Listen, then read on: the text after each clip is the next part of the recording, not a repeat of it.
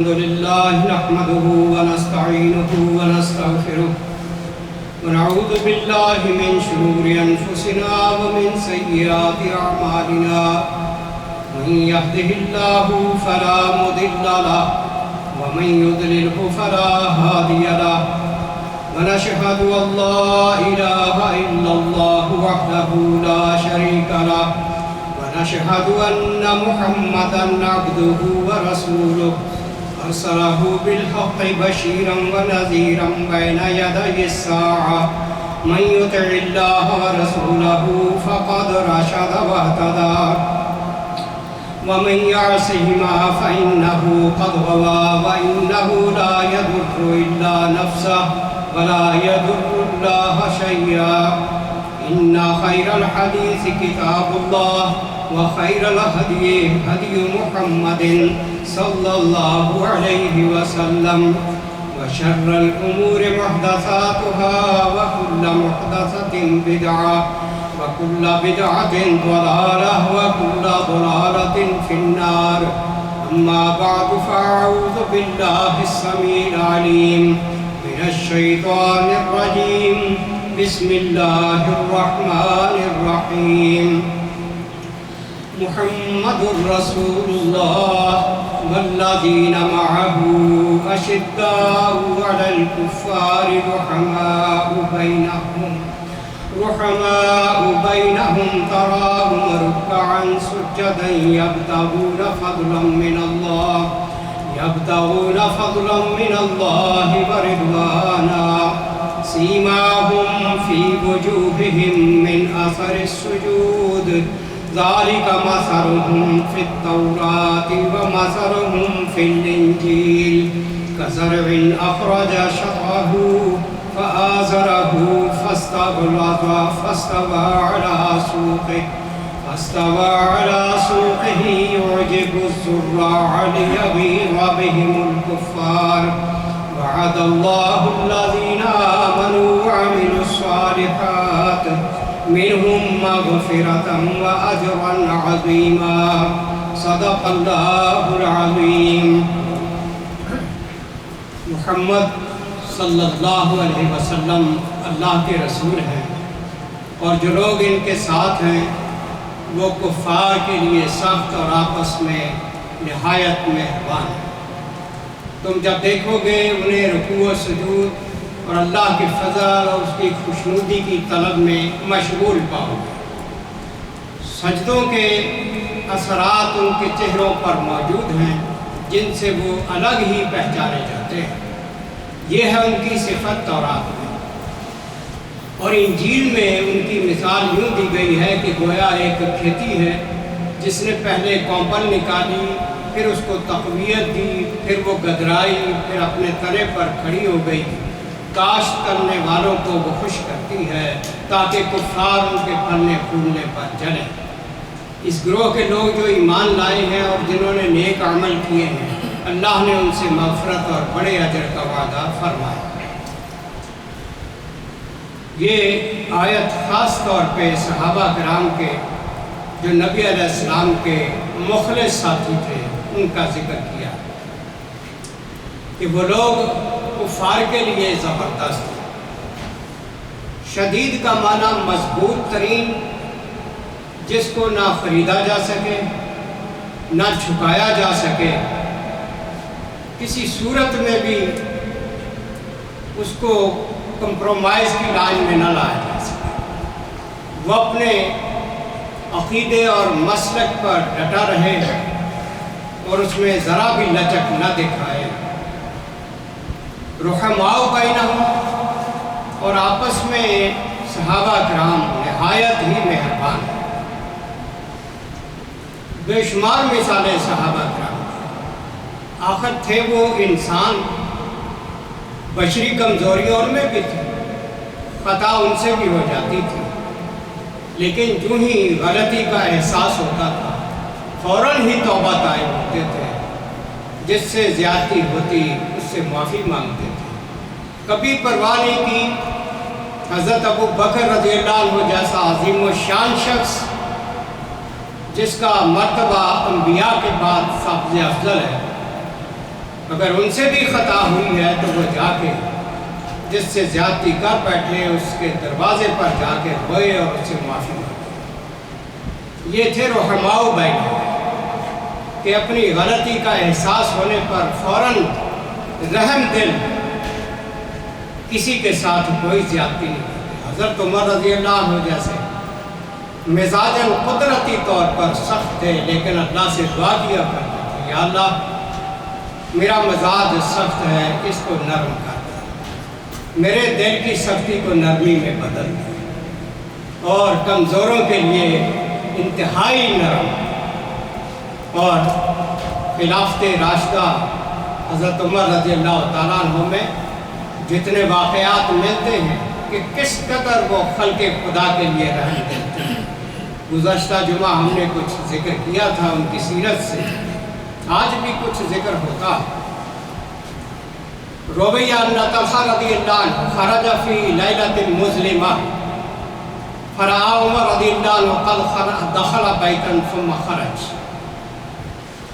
حضرت طلحہ رضی اللہ عنہ کہتے ہیں کہ اندھیری رات میں میں نکلا اپنے گھر سے، دیکھا تو حضرت عمر رضی اللہ تعالیٰ عنہ ایک گھر میں داخل ہوئے، اندھیری رات تھی، پھر وہاں سے نکل بھی گئے۔ فلما اصبح طلحہ ذهب الى ذلك البيت فاذا عجوز عمياء مقعدة۔ صبح ہوئی تو حضرت طلحہ رضی اللہ تعالیٰ عنہ اس گھر میں گئے جہاں سے رات حضرت عمر رضی اللہ عنہ داخل بھی ہوئے اور چلے بھی گئے۔ اندر جا کے دیکھا تو ایک بڑھیا ہے، آنکھوں سے نابینا اور ہاتھ پاؤں جڑے ہوئے، اپنی چارپائی پر بیٹھی۔ فقال لها طلحہ، حضرت طلحہ کہتے میں نے اس سے پوچھا، ما بال هذا الرجل یاتیک، کہ یہ رات کے وقت جو آدمی آپ کے پاس آیا تھا وہ کیا معاملہ تھا؟ فقالت انه يتعهدني منذ كذا وكذا بما يصلحني ويخرج عني الاذى يعطاني القذر۔ وہ بڑھیا کہنے لگی کہ یہ فلاں ٹائم سے میرے پاس آتے ہیں، مجھے پتہ نہیں ہے کون شخص ہے، میرا بڑا خیال کرتے ہیں، میری خدمت کرتے ہیں، میرے گھر کی صفائی کر جاتے ہیں، بستر صاف کر جاتے ہیں، اور گندگی جو چونکہ میں تو بیت الخلاء نہیں جا سکتی، وہ مجھے اٹھا کے بیت الخلاء تک پاخانہ اور پیشاب کر کے میری صفائی کر کے جاتے ہیں۔ اندازہ لگائیں یہ وہ شخص کر رہا ہے عمل رات کے اندھیرے میں جو وقت کا زبردست حکمراں، جس سے کفر اپنے محلات میں ڈرتا اور کانپتا تھا۔ یہ مثال حضرت عمر رضی اللہ عنہ کی حکمرانوں کے لیے تو خاص طور پر ہے، لیکن عام مسلمانوں کے لیے کہ کتنا ہی اللہ تعالیٰ کسی کو مال دے دے، عہدہ دے دے، لیکن اس کے دل کے اندر خدمت خلق کا جذبہ حضرت عمر رضی اللہ عنہ کی طرح ہونا چاہیے کہ انتہائی گرے پڑے معاشرے کے لوگوں کی خدمت کریں، اور فوٹو سیشن کے لیے نہ کریں، بلکہ رات کے اندھیروں میں جہاں انسانی آنکھ کوئی دیکھنے والی نہ ہو، صرف اللہ دیکھ رہا ہو، خدا کی رضا کے لیے ایسا ہو۔ کاش ہمیں بھی اللہ توفیق نصیب کرے۔ دنیا کو دکھانے کے لیے تو ہم بڑے عمل کرتے ہیں، کبھی صرف اللہ کو راضی کرنے کے لیے، جہاں صرف اللہ دیکھ رہا ہو، ایسا کوئی عمل کریں حضرت عمر کی طرح، چھپ چھپا کے کسی کو خبر ہی نہ ہو، حتیٰ کہ جس کی خدمت کر رہا ہے اسے بھی خبر نہ ہو کہ یہ شخص کون۔ یہ جذبہ اللہ مسلمانوں میں اور مسلمانوں کو نصیب فرمائے۔ ولما راجع رضی اللہ عنہ من الشام الى المدینہ انفرد عن الناس، مسجد اقصیٰ کی چابیاں حاصل کرنے کے بعد شام سے جب واپس حضرت عمر مدینہ تشریف لا رہے تھے تو راستے میں چلتے ہوئے اپنے ساتھیوں سے الگ ہو گئے، جنگل میں چل رہے تھے۔ انفرد عن الناس لیتعرف اخبار رعیتها، لوگوں اپنے ساتھیوں سے الگ ہو کر چلنا شروع کر دیا، تنہا۔ دیکھیے اس شخص کو اس بات کی بھی فکر نہیں ہے کہ میرے باڈی گارڈ میرے ساتھ رہے، میں تنہا نہ کہیں نکل جاؤں، مجھے دشمن نقصان نہ پہنچا، جو آج سارے حکمرانوں کو یہ ڈر لگا۔ لیکن حضرت عمر رضی اللہ تعالیٰ عنہ جو لوگوں کے اندر عدل و انصاف کی انتہا کرتے تھے، انہیں فکر ہی کوئی نہیں تھی کہ مجھے کوئی نقصان پہنچائے، تنہا جنگلوں میں نکل جاتے، لوگوں کے حالات معلوم کرنے کے لیے کہ جنگل میں رہنے والے لوگ کس حال میں رہ رہے ہیں۔ فَمَرَّ بِعَجُوزٍ فِي خِبَائِهَا فَقَصَدَهَا، دیکھا ایک خیمے میں بڑھیا بیٹھی ہے، اس کے پاس گئے، فقالت یا ھذا ما فعل عمر، بڑھیا پوچھتی ہے اے آدمی حضرت عمر کے بارے میں بتاؤ، گئے تھے شام کو، کیا ہوا؟ اسے نہیں پتا تھا بڑھیا کو یہ عمر ہے، اس نے عام آدمی سمجھا۔ قال قد اقبل من الشام سالما، حضرت عمر نے بھی نہیں ظاہر کیا کہ میں عمر، فرمانے لگے کہ بس حضرت عمر خیریت کے ساتھ شام سے واپس آ گئے۔ فقالت لا اجزاہ اللہ عنی خیر، اب بڑھیا کہتی ہے اللہ تعالیٰ میری طرف سے اسے کوئی جزائے خیر نہ دے۔ قال ولیما، حضرت عمر پوچھتے اماں جان کیوں؟ قالت لأنہ واللہ ما نالنی من عطائہ منذ ولی امر المؤمنین دینار ولا درہم، اللہ کی قسم جب سے یہ امیر بنا ہے، امیر المومنین بنا ہے، اس کی طرف سے مجھے ایک بھی پیسہ نہیں ملا، کوئی روپیہ نہیں ملا۔ فقال وما یدری عمر بحالک وانت فی ھذا الموضع، حضرت عمر فرمانے لگے اماں جان اس جنگل میں بیٹھے ہوئے حضرت عمر کو کیا خبر ہے کہ تیری کیسی حالت ہے؟ فقالت سبحان اللہ، بڑھیا کہتی ہے اللہ تعالیٰ کی ذات پاک ہے، واللہ ما ظننت ان احدا یلی علی الناس وما یدری ما بین مشرقها ومغربها، اللہ کی قسم میں نہیں جانتی کہ مسلمانوں کا جو حکمران بنے اس کو اتنا بھی پتہ نہ ہو اپنی حکومت کے مشرق و مغرب کے درمیان کیا حالات چل رہے ہیں، لوگ کس حال میں رہ رہے ہیں۔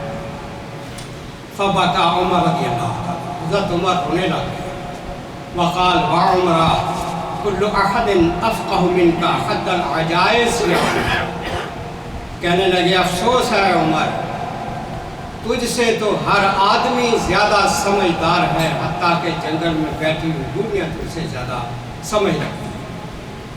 ثم قال لها، پھر حضرت عمر اس بڑھیا کو فرماتے ہیں یا امۃ اللہ بکم تبیعینی ظلامتک من عمر، اے اللہ کی بندی تیرے ساتھ جو زیادتی ہوئی ہے عمر کی طرف سے، وہ جو زیادتی ہے وہ کتنے پیسوں میں تو مجھے بیچتی ہے، میں خریدتا ہوں۔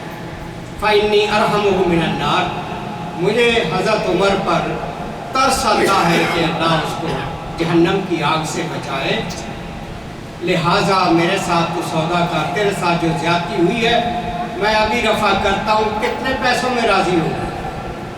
فقالت لا تہزأ بنا یرحمک اللہ، کہنے لگی میرے ساتھ مذاق نہ کرو، اللہ تجھ پر رحم کرے، اسے کیا پتہ یہ کون ہے۔ فقال لست بحزاء، حضرت عمر نے فرمایا میں مذاق نہیں کر رہا۔ فلم یزل بها حتى اشترى منها ظلامتها ب25 دینار، مسلسل اصرار کرنے کے بعد وہ بڑھیا 25 دینار پر مان گئی کہ میری اتنی ضروریات ہیں دے دو، تو میں جو زیادتی میرے ساتھ ہو گئی ہے میں معاف کر دوں۔ فبینما ہوا کذالک، اب یہ سودا ہو ہی رہا تھا، تو اچانک وہاں پر اذ اقبل علی بن ابی طالب وابن مسعود فقالا السلام علیک یا امیر المؤمنین۔ اچانک وہاں پر حضرت علی اور ابن مسعود رضی اللہ عنہما آ گئے۔ انہوں نے حضرت عمر کو دیکھتے ہی کہا امیر المؤمنین السلام علیکم۔ فوضعت العجوز یدها علی راسها، گڑیا بیچاری پریشان ہو کے اپنا ہاتھ سر پہ رکھ کے بیٹھی، وقالت واسوتا شتمت امیر المومنین فی وجہ، ہائے افسوس میں نے ہی امیر المومنین کو اس کے منہ پر ہی گالیاں اور برا بلا کہہ دیا۔ فقال لها عمر رضی اللہ لا باس علیک رحمک اللہ، اماں جان پریشان ہونے کی ضرورت نہیں، اللہ تجھ پر رحم کرے، اس کا خوف دور کر دیا۔ ثم طلب رقعة یکتب فیہا فلم یجد، پھر کاغذ کا ٹکڑا تلاش کرنے لگے کہ کوئی تحریر کریں، لیکن کچھ نہ ملا۔ فقطع قطع من مرقعتہ وقطع فیہا، بالآخر اپنے کپڑے کا ایک ٹکڑا کاٹا پھاڑا اور اس میں یہ تحریر کیا بسم اللہ الرحمن الرحیم ھذا مشترى عمر من فلانة ظلامتها منذ ولی الى یوم کذا وکذا ب25 دینار۔ یہ معاہدہ ہے عمر اور اس بڑھیا کے درمیان بسم اللہ لکھنے کے بعد کہ اس گڑیا کے ساتھ جو عمر کی طرف سے زیادتی ہوئی ہے جب سے حکمران بنے ہیں آج تک، 25 دینار میں نے اس گڑیا کو راضی کر دیا ہے، خوش کر دیا ہے۔ فما تدعى عند وقوفه في المحشر بين يد الله تعالی، اب حشر کے میدان میں اللہ کے سامنے یہ گڑیا میرے خلاف کوئی استغاثہ نہیں کرے گی۔ فعمر منہ بریء، آج حضرت عمر فرماتے ہیں کہ میں نے اپنے آپ کو اس زیادتی سے بری کر لیا۔ شاہد علی ذلک علی بن ابی طالب ابن مسعود رضی اللہ عنہ، اور اس تحریر پر گواہی کے دستخط حضرت علی اور عبداللہ بن مسعود نے کر دیا۔ ثم دفع الکتاب الی ولدہ، پھر وہ تحریر حضرت عمر نے اپنے بیٹے کو پکڑا دی۔ وقال اذا انا مت فاجعله في کفنی القا به ربی، فرمانے لگے جب میں فوت ہو جاؤں تو یہ تحریر میرے کفن میں رکھ دینا، میں اسی تحریر کے ساتھ اپنے رب کے سامنے پیش ہوں گا۔ ثبوت کے طور پر اللہ کو دکھا دوں گا کہ یا اللہ تیری ایک بندی مجھ سے ناراض تھی، میں اسے خوش کر دیا۔ یہ تھی فکر اتنے بڑے عظیم انسان کی آخرت کی وجہ سے کہ خدا کے سامنے جا کے حساب دے گا۔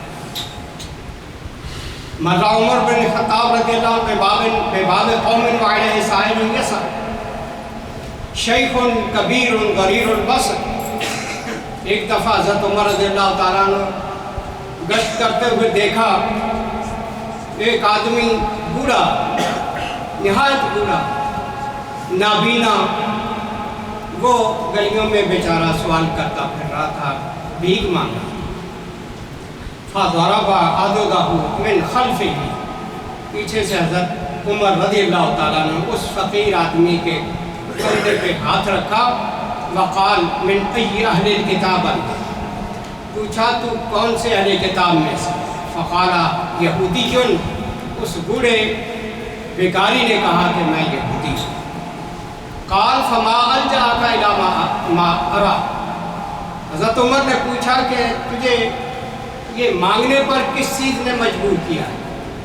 قال الجزیہ والحاجۃ والسن، کہنے لگا کہ مجھے جو جزیہ دینا پڑتا ہے ٹیکس، اور میرا بڑھاپا، اس نے مجھے مجبور کر دیا ہے۔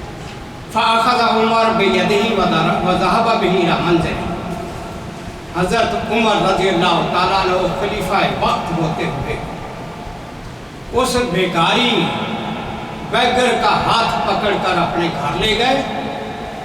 فَرَضَخَلَهُ مِنَ الْمَنْزِلِ بِشَيْءٍ، اس کو کھانے پینے کا سامان اپنے گھر سے دیا۔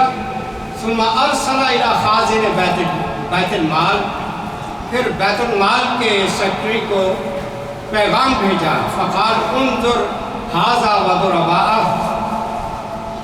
سیکرٹری بیت المال کو کہا کہ اس پر دیکھو کیا کیا ٹیکس آپ لوگوں نے لگائے ہوئے، فواللہ ما انصفنا ان اکلنا شبیبتہ ثم نخذلہ عند الحرم۔ حضرت عمر نے فرمایا اللہ کی قسم ہم نے انصاف نہیں کیا، اس کی جوانی کو ہم کھا گئے، کما کما کے ہمیں دیتا رہا، آج بڑھاپے میں ہم نے اس کو بے یار و مددگار چھوڑ دیا۔ اندازہ لگا ایک یہودی غیر مذہب، اس کے بارے میں حضرت عمر رضی اللہ عنہ کے جذبات دیکھے۔ پھر آگے قرآن کی آیت پڑھی، انما الصدقات للفقراء والمساکین، کہ صدقات زکوٰۃ یہ فقراء اور مساکین کا حق، فالفقراء هم المسلمون۔ حضرت عمر نے فقراء کی تشریح یہ فرمائی کہ فقیر وہ لوگ ہیں جو مسلمان ہیں، وَهَذَا مِنَ الْمَسَاكِينِ مِنْ أَهْلِ الْكِتَابِ، اور جو قرآن نے مساکین کا تذکرہ کیا ہے وہ یہ شخص ہے جو اہل کتاب میں سے ہے اور غیر مسلم۔ صدقات اور زکوٰۃ ان کو بھی دینا لازم ہے اگر وہ مجبور ہو جائیں اور ان کی ضرورت پوری نہ ہو جائے۔ وَوَضَعَ عَنْهُ الْجِزْيَةَ وَالْقُرَبَاتَ، اور اس کا جزیہ ٹیکس سارے معاف کر دیے گئے، کہ بلکہ اس کا وظیفہ جتنے اس کو ضرورت ہے بنیادی طور پر اس کو بیت المال سے دیا جائے۔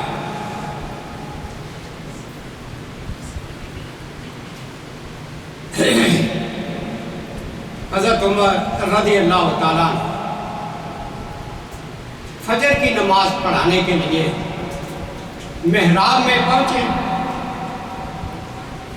تو ابو لولو شخص جو تھا اس نے پہلے ایک دن گلہ کیا تھا، وَكَانَ الْمُغِیرَةُ يَسْتَغِلُّ كُلَّ يَوْمٍ 4 دراہم لِأَنَّهُ كَانَ يَصْنَعُ الْعَرْفَةَ، چکیاں بنایا کرتا تھا، یہ مجوسی آتش پرست ایران سے آیا ہوا تھا۔ حضرت مغیرہ نے اسے ہنرمند سمجھ کے اپنا غلام خرید کے مدینے میں رکھوا لیا۔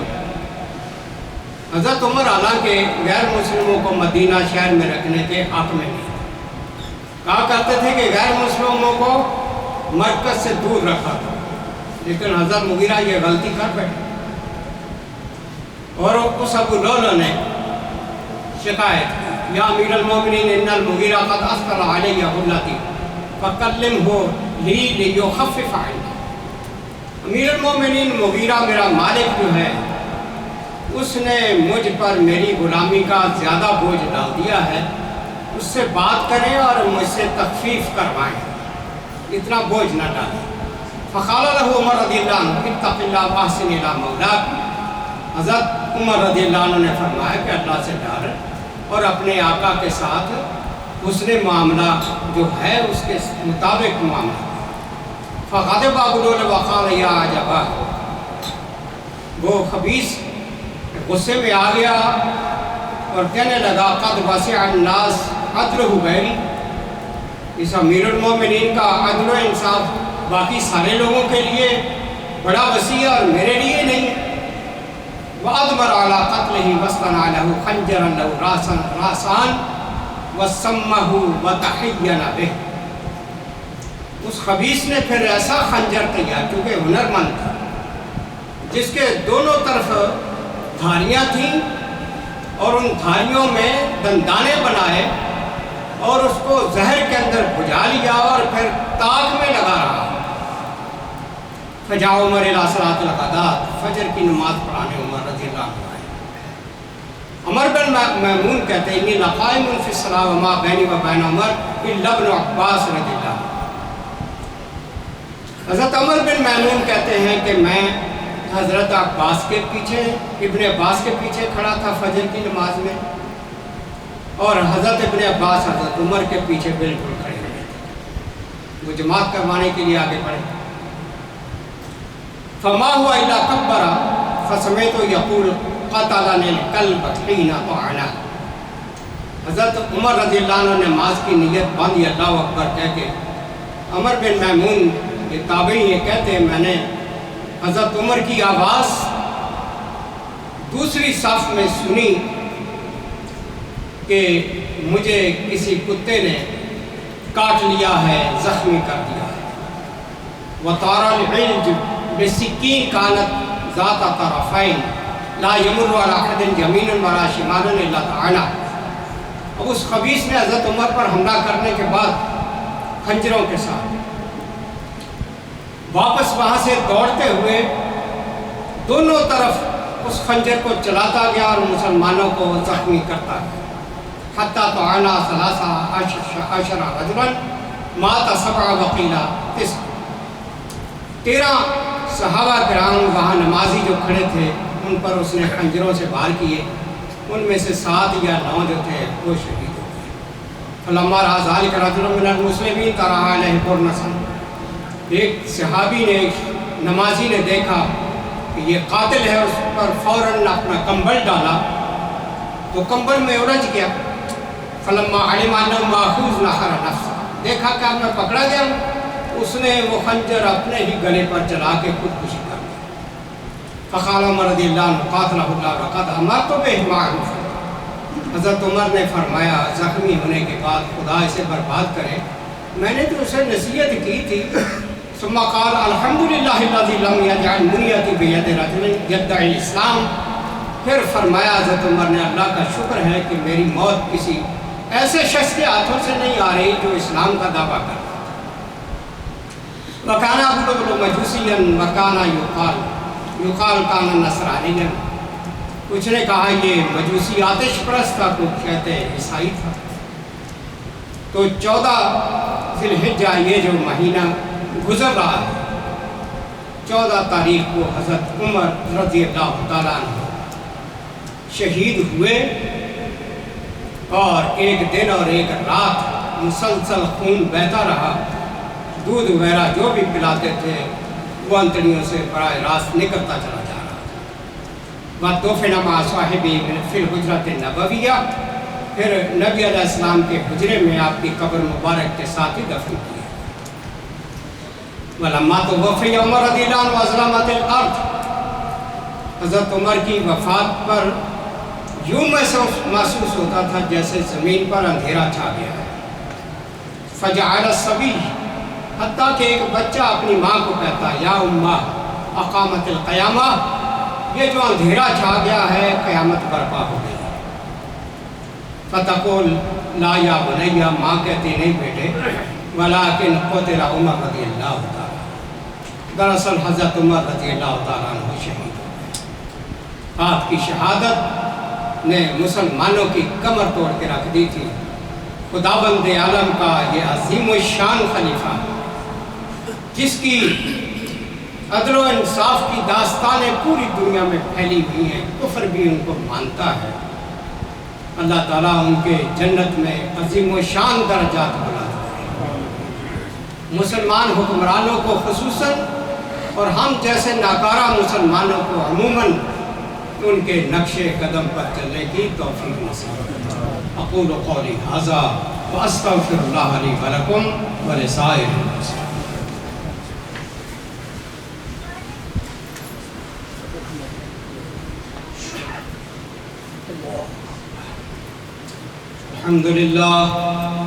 الحمدللہ رب العالمین والصلاة والسلام علی رسولہ الامین.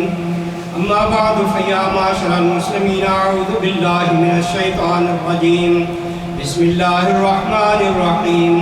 قال اللہ تعالی فی کلامہ الکریم ان اللہ وملائکتہ یصلون علی النبی یا ایہا الذین آمنوا صلوا علیہ وسلموا تسلیما. اللہم صل علی سیدنا و مولانا محمد بعدد من صلی وصام. اللہم صل علی جمیع الانبیاء والمرسلین وعلی سائر صحابت والتابعین وعلی عبادک الصالحین. اللہم اید الاسلام والمسلمین. اللهم انصر من نصر دين محمد صلى الله عليه وسلم واجعلنا منهم، واخذل من أعرض عن دين محمد صلى الله عليه وسلم ولا تجعلنا منهم.